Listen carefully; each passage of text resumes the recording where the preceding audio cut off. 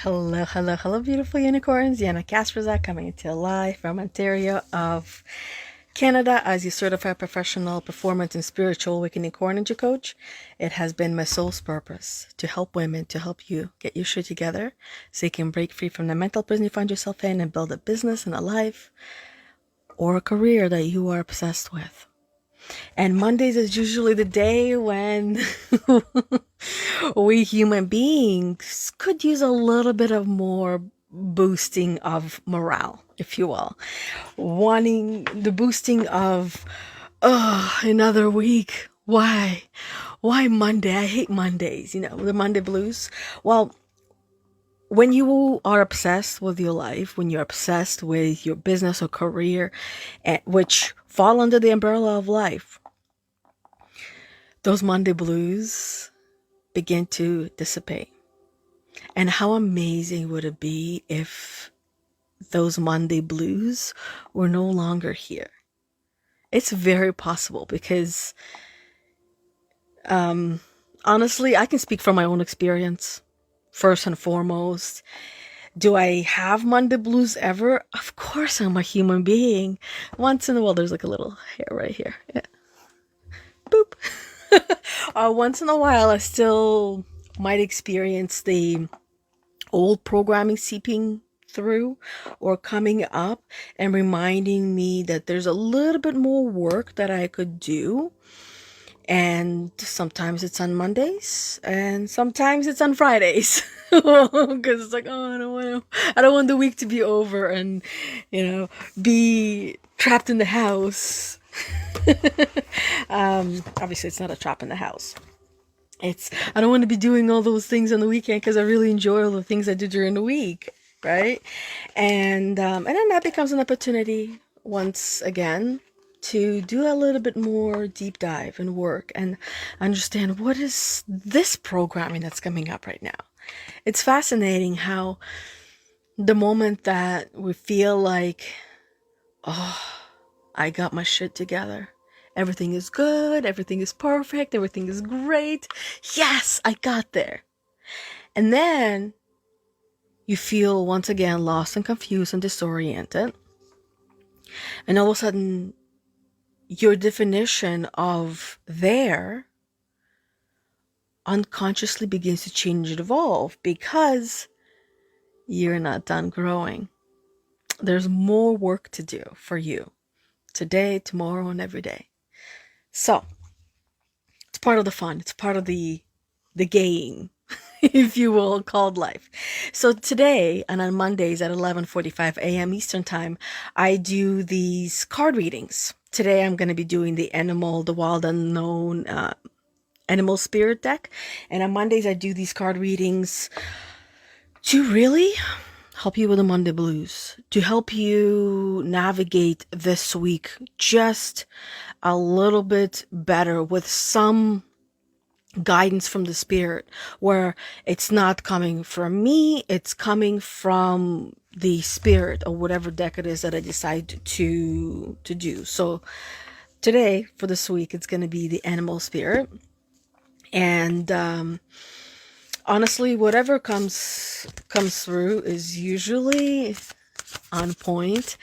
And the best way to tell if it is on point, it's not just how it is today and how you feel about it and resonate with this card reading today, but at the end of the week, by next Monday, if you can recall what the reading is, turtle, it just decided to come up. If you can recall what the reading is today and what came up for you, what stood out for you, the meaning behind the reading that you felt that you received. Because even though I do one reading for each and every one of you is going to walk away with a little bit of a different understanding on a personal level of how you interpret it and how you relate to it, how it makes sense to you individually today. And if you watch this video tomorrow, if you watch it today and then you watch it tomorrow, you'll hear something different. You'll understand something different. And then if you do on Wednesday, same thing. Thursday, what I'm saying is that even when, or especially when you watch the same piece of content, the same video, the same podcast over and over and over again, you'll hear something that you didn't before. There's so much, there's actually magic that takes place when we listen to something that resonated with us on a soul level. If we listen to it over and over and over again, it in many ways taps into our default program, and it rewrites it, it connects the dots, and it begins to almost like make sense of things. And I'm sure each and every one of you has something that you like and enjoy listening to or reading every single day, and it's the same thing maybe over and over and over again, or maybe not every single day, maybe you do it once a week or once a month, or it's your go-to piece of content, I'll refer to it. Maybe it's a specific card that has a meaning to you. Maybe it's a dream that you once had that has and holds on to specific meaning to you, and you might not fully understand it on an intellectual level, but you understand it on a physical and emotional and a spiritual level. And for some of you, it might be a combination of them all, right? If you have something like that, I'm curious to hear what it is and how you feel every time you remember it, or you read it, or you listen to it. Okay, so the turtle is going to be probably in this triangle. Here we go. Turtle. Turtle, turtle. You guys remember that one? Some of you probably do remember exactly. It's like, turtle, turtle. This guy, I can't remember where it was from. I don't know if it's a commercial or a movie, but sometimes when I hear certain words, or whether I'm saying them or we're hearing them, either a phrase or there's a connection that comes up, right? That's what the programming is, by the way. Is that you hear something and then there's that connection comes up, and all of a sudden you're like, turtle, turtle. or a song that comes up, or something just comes back up because it is part of your programming. It's something that you watched, you listened to, and it stayed with you. That's why that part stayed with me, but I don't remember if it was a movie or if it was a commercial or it was a skit or whatever it was. It's just that part itself is what I unconsciously chose to become my default program. And it comes up when it's being triggered through memory. And some of these programs that we received are great. This is a perfect example. While others, not so much so. The ones that are great, keep them. The ones that are not so much so, change them. So, turtle. What comes to mind is go at your own pace, because I know you are trying to do everything at once and trying to catch up with some invisible race or a challenge, or you're trying to catch up or reach something, and you're trying to speed yourself up. And as great as that is, there's moments where you're not meant to be a hare. You're meant to be a turtle. And you gotta go at your own pace. And your pace is not always, is not going to be constantly a turtle pace. There's going to be moments where it's going to be a cheetah pace. Other moments it's going to be rabbit or squirrel or chipmunk or a lion or elephant or turtle or a mouse or whatever. But right now, I feel like it's a reminder to move at a slow pace and not rush the process. Because if you're rushing the process, that is where mistakes and errors will be made. When you're rushing it, because it creates internal stress and chaos, and you can't see clearly, you can't make decisions clearly. It's fight or flight, it's stress in your body, and it clouds and clogs your systems. So nothing is firing and wiring in the way that it's meant to. So you need to calm your ass down. Just a reminder. So calm your tukas down. As I tell my kids once in a while, remind them. Which is also a reminder for myself. That's how I speak to myself. Calm your tukas down. There's no rush. Nothing is gonna disappear. And if it disappears, it was never meant to be yours. If you're worried about losing something or someone, whether it's a friend or not, something that's meant to be yours you're never going to lose. A true friend can never ever be lost. So if you're losing friends or people, they ain't yours. And don't hold on to things that are not yours, because you are slowing down your process, your growth, your evolution. Learn to let things and people go. If a perfect example, I want you to think back to the last time that you, think of an object in your house that you really liked or maybe loved, and you really enjoyed looking or touching or using that object in your house. You could have been little, you could have been at any age, and you really loved and enjoyed that object. And then it broke. And you felt, and perhaps maybe still feel, yourself missing that object. Now, that was a moment that the universe was trying to teach you to not be attached to the physical objects, to the physical world. That you are here temporary in this 3D world, and you're not meant to be so attached to things that are here temporary. Even a tree is here temporary. So let's get to the turtle now, shall we? And see what it actually has to tell us aside from what was coming through my mind. Turtle, ancient soul, grounded, trusting, at home in the self. Ooh. So at home in the self, which means that you feel at home, you feel at peace when you truly know and understand yourself, that you don't need anyone or anything. You got everything on your back. That's what a turtle is.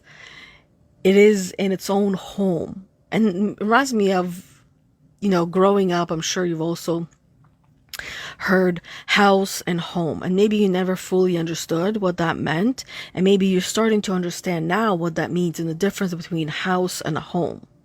We can live in a house but never feel at home, or we can live in a house and feel at home, like this is the house. But if that is gone, if this physical house is gone, then where is your home? Your home is where you are. It's always with you. You're carrying it. Just because you don't see the shell that you're hiding in once in a while from the world and from yourself does not mean that it's not there. We're all turtles in some ways. And turtles are trusting. I don't know about snapping turtles. I wouldn't trust those things. We saved a snapping turtle once. It was in the middle of the road, and me and my kids, of course, somebody mentioned it to me, and my husband's like, oh my God, there she goes. She's, of course, yes, go, Yana. I didn't have to say anything, just like eye contact. He knew I was going to go. Please be careful. It's probably a snapping turtle. carried that thing. It was not trustworthy.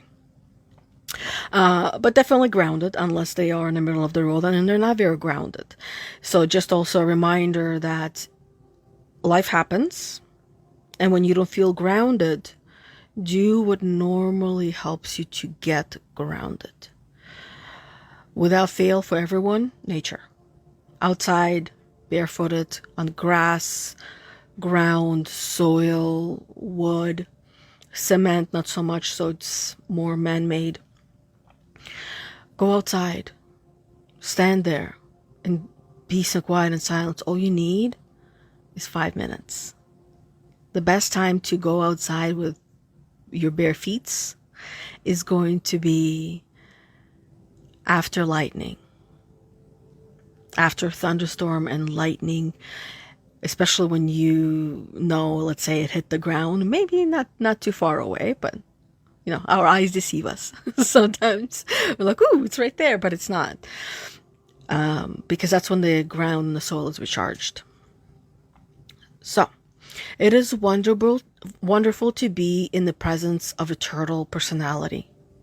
Like the beaver, the turtle has a strong relationship with the earth and water elements simultaneously.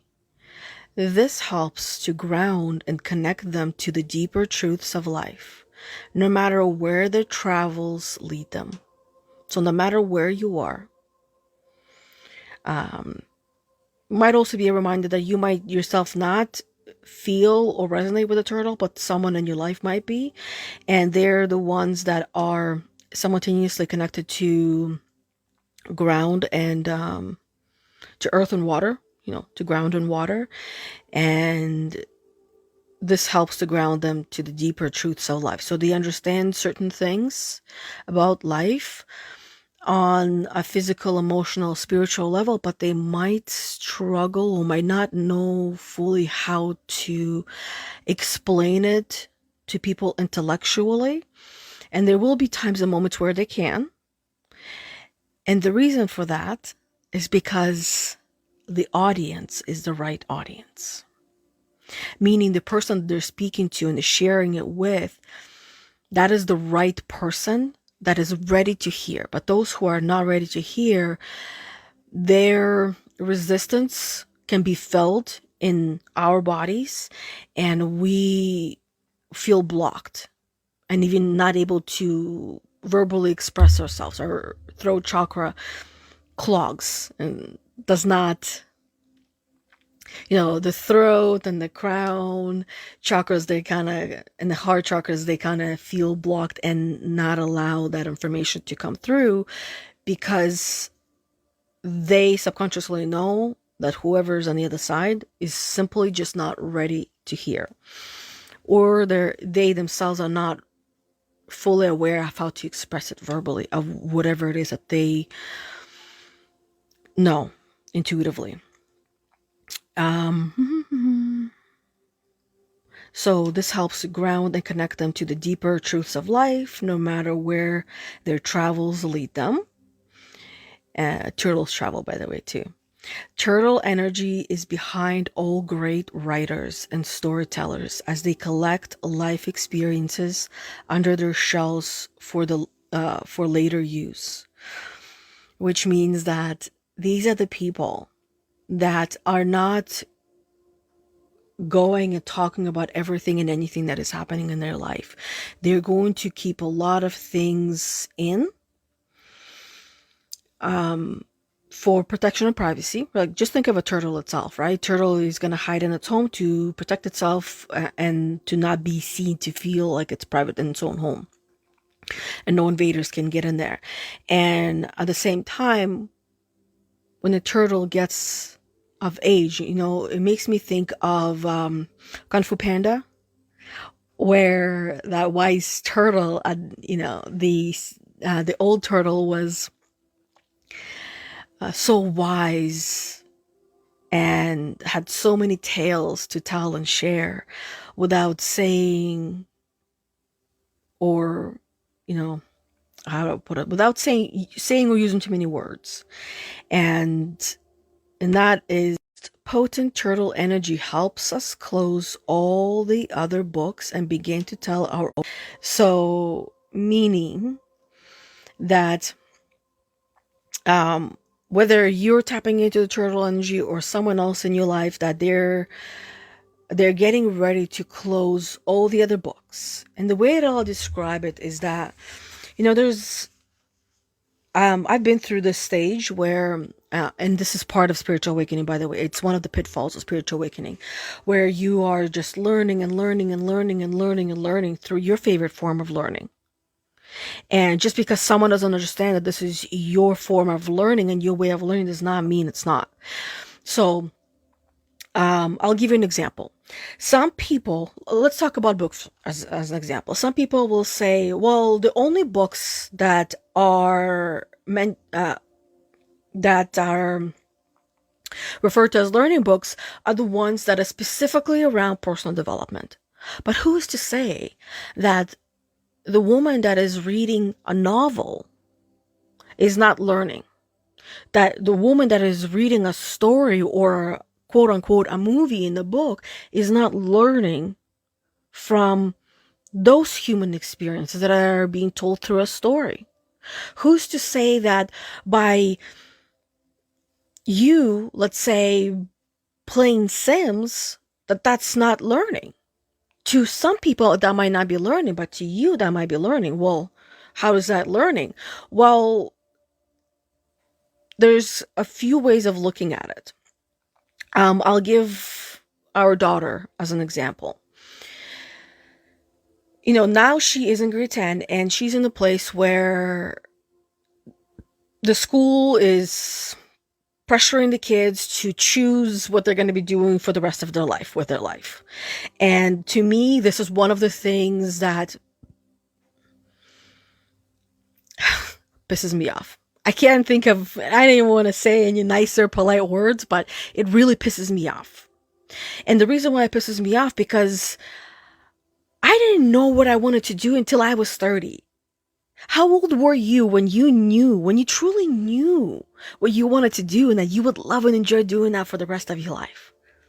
Chances are you were probably in your late 20s, early 30s, mid or late 30s or 40s, or maybe you still don't know.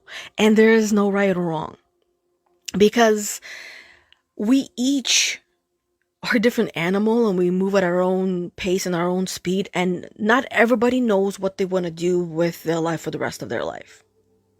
At 14, 15, 16, 17, that's very young. They don't even know who they are. They don't know who they are. So this type of approach, part of me gets it and I understand it, but then the other part of me gets pissed off. Especially when I help my child to pick the classes I'm a very easy flow, easygoing type of a person and a parent, but there's certain things about helping my child become the best version of herself. She needs to be pushed. We human beings, each and every one of us, we need to be pushed. We do. Because by nature, we are going to choose the easier thing to do. By nature. And we want to make our life as easy as we can. It's the laziness in all of us. And if it wasn't for that, we wouldn't have all the inventions that we have. We wouldn't have lights. We wouldn't have this technology to connect and communicate with the whole entire world. So we didn't have to travel physically through the world meeting every person that we possibly can. It's invention, but it's also something that I can look at and see it as, this is what was created by a person who could potentially, it's not just one person, it's many persons. but could have been created by someone who came up with the idea of, ooh, let's, connect the whole entire world so we don't have to go and physically travel, because as much as I love hiking and hitchhiking and all these things, it's maybe not so safe. So I want to be connected to every human that I want to be connected with without, straining my body or exercising too much. So, and I was talking about my daughter playing Sims as an example. So now that it's time for her to choose her career, right? At 15 years old, choose what you're going to do with the rest of your life. And, we chose the courses, we chose things. And of course, some of them, oh my God, it's going to be so hard. I'm going to die. I'm not going to be able to do it. Well, you'll survive. I know you will. You have us. And there's always help, and especially with this vastly connected world. Hey, Kimberly, how are you doing, beautiful? So, and long story short, she wanted to follow one career based on this teacher, the way that she would describe it and talk about it. Whereas I have different experience with it. And I also see my child and I know what she likes and enjoys and what she would be really good at. So this example of, playing Sims is not educational.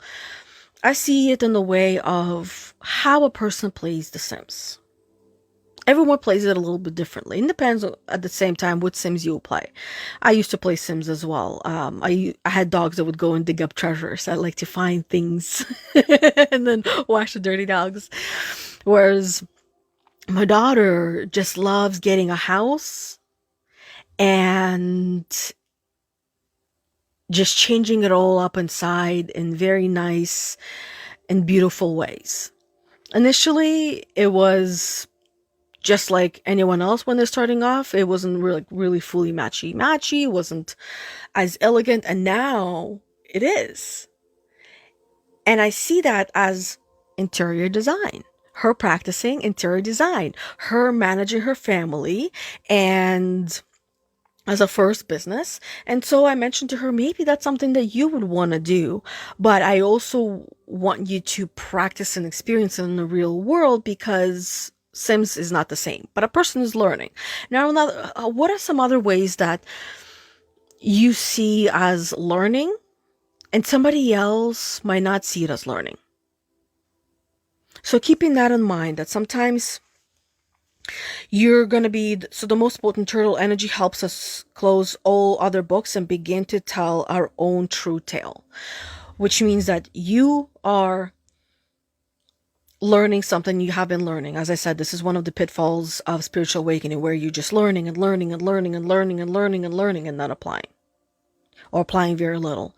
But then you're learning and learning and learning, applying very little, and then back to learning, and that's all you're doing day in and day out, just consuming information, getting hosed down with information, and then find yourself inside your turtle shell, just closed and hiding away from the world and everything, because you're in some ways feel numb. But that's part of the process as well, because all this information that you have learned, it needs time to be digested. You can't go to a fast food restaurant or a restaurant where here in Canada, we have Mandarin, where you go in and like a buffet, and you can eat for a price of $17. You can eat all you can eat. Literally, go help yourself and eat and eat and eat and eat. So this is what this part of spiritual awakening is, in this pitfall, where you find yourself just eating everything and anything, and it's absolutely normal to then have the itis, to just sit there like, oh, that was a lot. I shouldn't have eaten that. I shouldn't have consumed that, right? Whether it's this book, this podcast, this movie, this show, I don't know, this card reading or whatever it is, right? But it's going in and you're going to be digesting it. And it'll make sense later, because that's part of your path, part of your journey to learn those things. So, my phone is about to die, so I'm going to wrap this up really quickly. When in balance, turtle feels peaceful, adventurous and productive. Peaceful, adventurous, and productive. When out of balance, slows down to a halt. So if you're feeling like you're at a halt, stand still or hide within your home, within yourself. Tune in and see what is out of balance, why you are out of balance. And then address it. Don't just, oh, now I know what it is. Okay, problem solved. No. Half of the problem is solved. Clarity, if you understand what the problem is, you're halfway there. The rest is just choice to stay there or to do something about it. To bring into balance an adventure. Go and do something exciting. Go and do something different. Stop living the same life day in, day out, day in, day out. Do something different. We're not supposed to be a copy of a previous day and today and the next day and the next day and the next day. This is where we feel stagnant. We feel like crap. We will lose ourselves. We're meant to be adventurous. We're meant to be exploring the world, going outside of the cave and doing something different. What is this one thing that you're going to be doing different today? Adventurous part of you. The adventurer within you. What is the adventurer within you telling you that you want or have to or need to do, or from the higher energy level, choose to do or get to do? What is that going to be? So looking forward on what your adventure, what adventure you're planning for today that you're going to do. And the last question I want to leave you with is, what was your biggest takeaway from today's podcast, from today's card reading? After everything's said and done, what is your biggest takeaway from today? And then